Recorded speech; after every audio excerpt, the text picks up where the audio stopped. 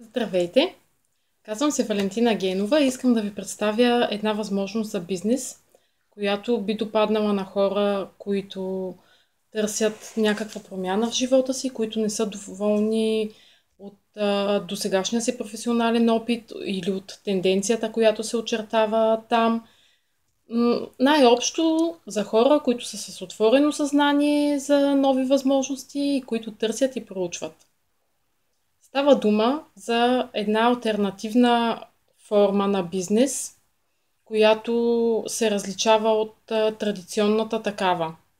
Защото когато ние не сме доволни от положението си в момента, когато работим за някой друг, както е в повечето случаи, първото, което ни хрумва, е това, което сме виждали навсякъде около нас. Някаква форма на бизнес, която е производна на традиционния бизнес. Казваме си, ще ми се да имам малка фирма, да се занимавам с нещо мое, да си бъда шеф, но всъщност това може да се окаже капан в много голям процент от случаите.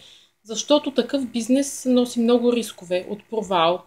Голям процент от тези бизнеси се провалят. Защото за да започнем да правим нещо такова, трябва да се ориентираме към област, в която ние сме врели и кипели един вид. Имаме опит, евентуално имаме контакти, също би ни било от полза. Имаме познанията за самия бизнес процес. Промяната започва вътре в нас. Затова ние трябва да имаме бизнес мислене и бизнес поведение, за да успеем в който и да е бизнес. Обикновено нямаме, не сме подготвени, спонтанно отваряме фирма или магазинче и се проваляме, разбира се. Разликата между този традиционен бизнес модел и мрежовият маркетинг, който е в основата на това, за което искам да ви говоря сега, е в обвързаността. Мрежовия маркетинг не те обвързва по този начин. Той ти дава времето да проучиш и да трупаш необходимите ти знания и умения, докато навлизаш. Никой няма да те търпи, примерно в някоя фирма, да се обучаваш месеци наред, да те насърчава, да ти казва тук сбърка, но можеш да го направиш по-добре, трябва да го направиш еди как си. Никой не те обучава, иска от теб да отидеш и да започнеш да работиш и да генерираш някакъв доход. Мрежовия маркетинг, това е разликата. Ние започваме собствен бизнес. Това е съвсем сериозен бизнес, на който ние сме собственици, но имаме ноу-хауто от компанията, която е наш партньор. Знаем кое как става. Има определена точна система, която е имала успех при много хора, които са успешни в този бизнес, с чието истории ние се запознаваме в хода на проучването ни. Имаме схема, която е лесна за следване. Имаме и човек, който ни казва кое как се прави, напътства ни, помага ни при първите ни крачки, отговаря на въпросите ни. Освен това, имаме работно време, което е гъвкаво и съобразено с нашите задължения към момента. Ако имаме постоянна работа, ако имаме малко дете, зависи. Винаги можем да намерим време, което може да е от рода на половин час, 1 час, 2 часа, 3 часа на ден, на седмица, за да проучим и за да навлезем в нещата.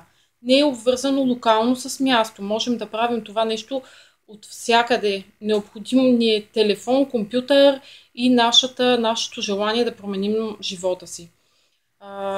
Също така, когато получим такова предложение за сътрудничество с компания, която работи на принципа на мрежовия маркетинг, е добре да се запознаем с самата компания.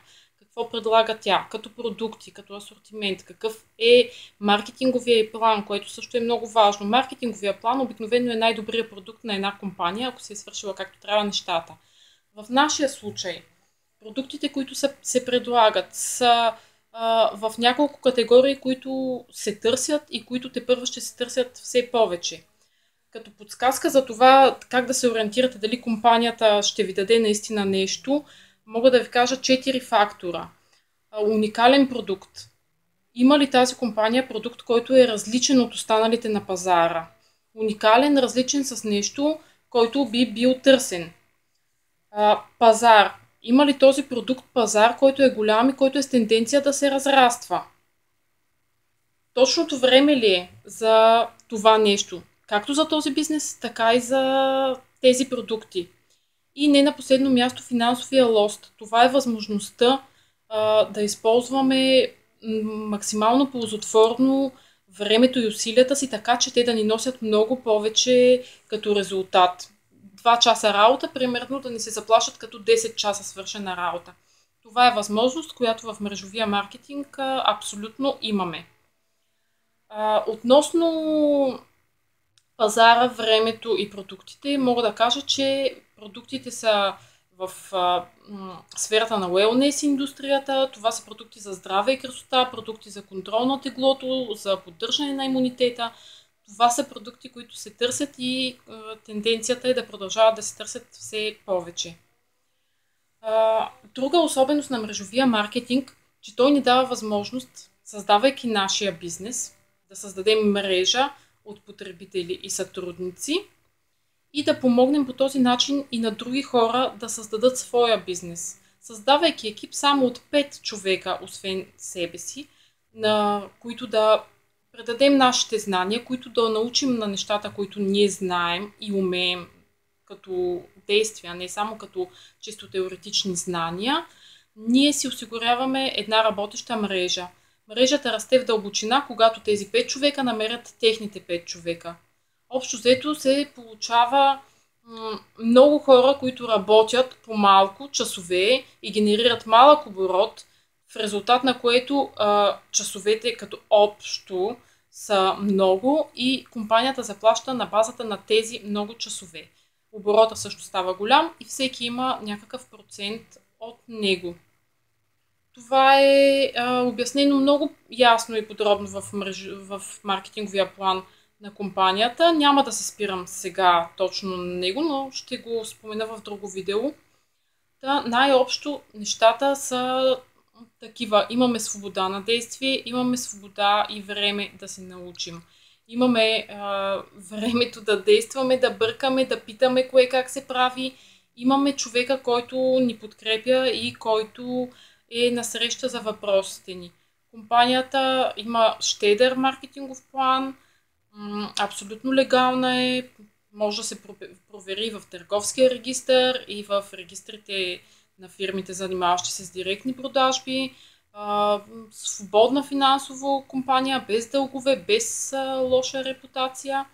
Избора дали да се сътрудничим с нея е абсолютно в нашите ръце. Това, което е необходимо да направим, е да направим своето проучване. Информацията е най-ценното нещо в днешно време, затова съвсем спокойно можем да се запознаем с изобилието от информация, която можем да систематизираме, разбира се, за наше улеснение. А винаги може да ни помогне нашия спонсор с подходящи и видеоматериали и други материали за съответния етап от нашето проучване. Ако смятате, че това би могло да работи за вас, ако проявявате любопитство да разберете нещо повече, защото това е едно кратко представяне на основните аспекти на тази бизнес възможност, която е променила животите на много хора в цял свят и евентуално може да промени и нашия.